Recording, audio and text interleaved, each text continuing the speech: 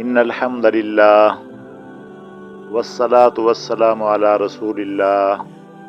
اما بعد اعوذ باللہ من الشیطان الرجیم بسم اللہ الرحمن الرحیم وَكَذَلِكَ مَكَّنَّا لِيُوسُفَ فِي الْأَرْضِ يَتَبَوَّأُ مِنْهَا حَيْثُ يَشَاءُ نُصِيبُ بِرَحْمَتِنَا مَن نَّشَاءُ وَلَا نُضِيعُ أَجْرَ الْمُحْسِنِينَ وَلَأَجْرُ الْآخِرَةِ خَيْرٌ لِّلَّذِينَ آمَنُوا وَكَانُوا يَتَّقُونَ صدق اللہ العظیم۔ محترم سامعین، قرآن مجید فرقان حمید میں بات یہاں تک ذکر کی کہ یوسف علیہ السلام نے اپنے عہدے کو قبول کر لیا کہ مجھے مصر کا وزیر خزانہ بنا دو۔ اس کے بعد 2 آیاتوں میں اللہ تعالیٰ نے اپنی بات کی۔ اس کے بعد بات وہاں سے شروع کی کہ یوسف علیہ السلام کے بھائی غلہ لینے کے لیے آئے۔ یہ 7 سال جو فراوانی نعمت کے تھے، کس طریقے سے کام ہوا، کیا ہوا، اس کو اللہ پاک نے ذکر نہیں کیا، لیکن اسرائیلی روایتوں میں جو کچھ آیا ہے، اس بات کے تسلسل کو قائم رکھنے کے لیے، بات کو سمجھنے کے لیے ضرورت پڑتی ہے کہ یہ کس طرح ہوا، کیسے ہوا، یہ 7 سال کیسے گزرے۔ تو ان آیاتوں کا ترجمہ انشاءاللہ اگلے درس میں، باقی جو ان دنوں میں کوئی خاص چیزیں سامنے آئیں، خاص باتیں آئیں، اس کا تذکرہ کر دیتا ہوں۔ کاہنان معبد کو جب پتہ چلا کہ یوسف علیہ السلام کو سارے اختیارات مل گئے ہیں،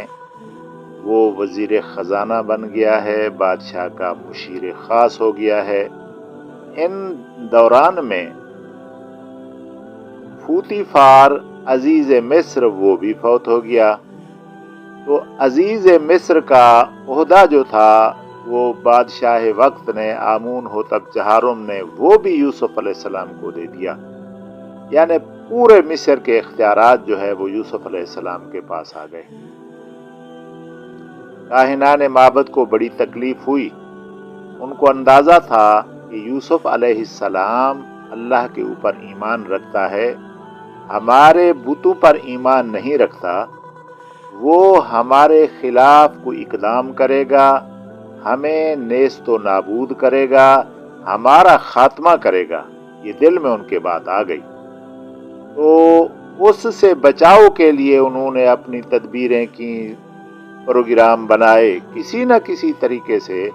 یوسف علیہ السلام کو اپنے عہدے سے معزول کیا جائے۔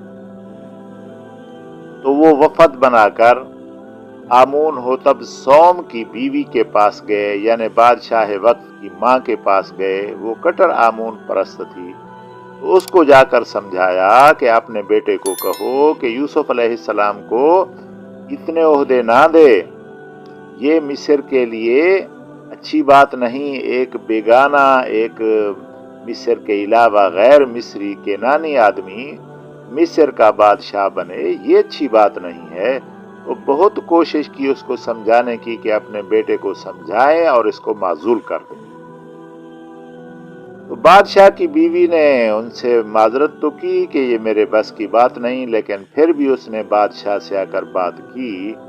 لیکن بادشاہ نے ماں کی بھی کوئی بات نہیں مانی، کیونکہ وہ بات اس کی غلط تھی، وہ ٹھیک نہیں تھی۔ بادشاہ وقت نے ماں کی بات بھی نہیں مانی۔ جب بادشاہ کی ماں کی بات نہیں مانی گئی تو مزید پریشان ہوئے، تو انہوں نے اور اقدام یہ کیا کہ ایک کرائے کا قاتل تلاش کیا کہ وہ یوسف علیہ السلام کی جان لے لے۔ تو ایک آدمی نینیفر گپتا کو انہوں نے پیسے دیے اور یہ کام اس کے ذمے لگایا۔ اس سے پہلے انہوں نے جو مصر کی فوج کا سربراہ تھا ہورم ہو، اس کو ورغلانے کی کوشش کی، اس کو اپنے اعتماد میں لانے کی کوشش کی، لیکن وہ نہیں آیا۔ تو اس کے بعد انہوں نے کرائے کا قاتل تلاش کیا، اس کو پیسے دیے، اس نے یوسف علیہ السلام کے اوپر حملہ کیا، لیکن اللہ کی شان یہ ہے کہ یوسف علیہ السلام کے جو محافظ تھے، نگہبان تھے، چوکیدار تھے، انہوں نے ان کا حملہ ناکام کر دیا، اور ایک آدمی کو تھوڑی سی خراشیں آئیں، لیکن وہ خود مارا گیا اور وہ ختم ہو گیا۔ اس کے بعد انہوں نے اور پروگرام بنایا، ایک محل کے فوجی کو پیسے دیے، اس کو کرائے قتل کے لیے آمادہ کیا۔ تو بادشاہ کے محل میں یوسف علیہ السلام کے اوپر دوسرا حملہ ہوا، تو محافظوں نے، نگہبانوں نے اللہ کے فضل سے اس قاتلانہ حملہ کو بھی ناکام کر دیا، اور اس کو بھی جو ہے وہ پکڑ لیا، گرفتار کر لیا اور اس کو قید میں ڈال دیا۔ یوسف علیہ السلام نے دیکھا کہ بھئی کاہنان معبد یہ سکون سے نہیں بیٹھیں گے جب تک مجھے قتل نہیں کروائیں گے، یہ سکون سے نہیں بیٹھیں گے۔ تو یوسف علیہ السلام نے یہ سوچا کہ میں محل کو چھوڑ کر کسی سادہ سی جگہ پر اپنا ایک رہائش کا انتظام کر لیتا ہوں اور میں وہاں رہتا ہوں۔ یوسف علیہ السلام نے شاہی محل کو چھوڑ دیا اور مختلف علاقوں کے دورے کرتا رہا، اپنے کام کی ذمہ داری نبھاتا رہا، جو گندم کی کاشت تھی اس کا خیال کرتا رہا، اور جناب اعلیٰ جو غلہ گودام تعمیر کروا رہا تھا ان کا خیال کرتا رہا، اور اپنے کام کاج کرتا رہا اور محل کو چھوڑ دیا۔ کاہنان معبد نے ایک اور سازش بھی کی جو وہ بھی بری طرح ناکام ہوئی، تو وہ یہ تھی کہ انہوں نے جب دیکھا کہ یوسف علیہ السلام غلے کے گودام تعمیر کر رہا ہے اور غلہ ذخیرہ کر رہا ہے، ان کو یہ یقین ہو گیا کہ قحط تو آنا ہے، لیکن وہ اگر ذخیرہ کر رہا ہے تو ہم بھی اپنے 3000 خادمین کے لیے غلہ ذخیرہ کریں، تاکہ ہم یوسف علیہ السلام سے غلہ نہ مانگیں، ہم اپنا غلہ جمع کریں، ہم ان کے محتاج نہ ہوں۔ وہ پتہ نہیں کتنا مہنگے داموں غلہ بیچے گا۔ تو انہوں نے غلہ جمع تو کیا، لیکن یہ بات ان کو سمجھ نہ آئی، یوسف علیہ السلام نے نہ بتائی کہ یوسف علیہ السلام کے جو خدا نے راز بتایا فَذَرُوهُ فِي سُنبُلِهِ کہ خوشوں سمیت غلہ ذخیرہ کرنا، وہ بات ان کو سمجھ نہ آئی۔ انہوں نے صاف کر کے غلہ جمع کر لیا، جتنا ان کو اندازہ تھا کہ 7 سال میں ہمیں کام آئے گا، انہوں نے غلہ ذخیرہ کر لیا۔ لیکن یوسف علیہ السلام کو بھی پتہ چل گیا کہ وہ غلہ ذخیرہ کر رہے ہیں، مہنگے داموں خرید کر کے لوگوں سے جو ہے نا وہ کسی نہ کسی طریقے سے گندم لے کر انہوں نے غلہ جمع کر دیا۔ لیکن غلہ جمع کرنے کے بعد جب 3 سال گزرے تو یوسف علیہ السلام نے سوچا کہ اب ان کا غلہ جو ہے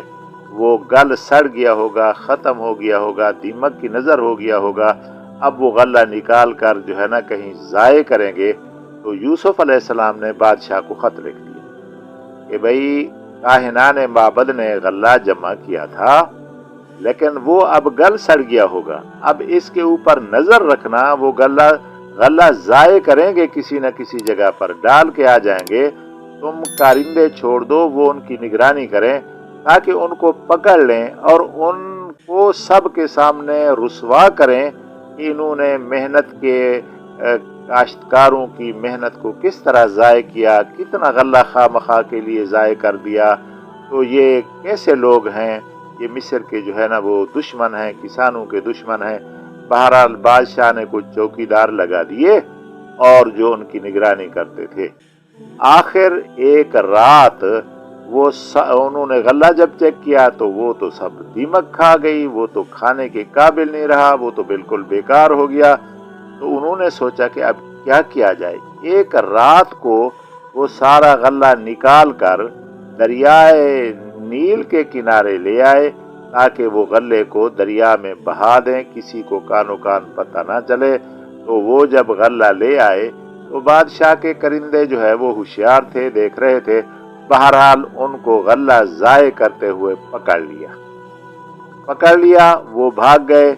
اور غلہ انہوں نے اپنی تحویل میں لے لیا۔ یوسف علیہ السلام کو اطلاع ہو گئی، بادشاہ کو اطلاع ہو گئی۔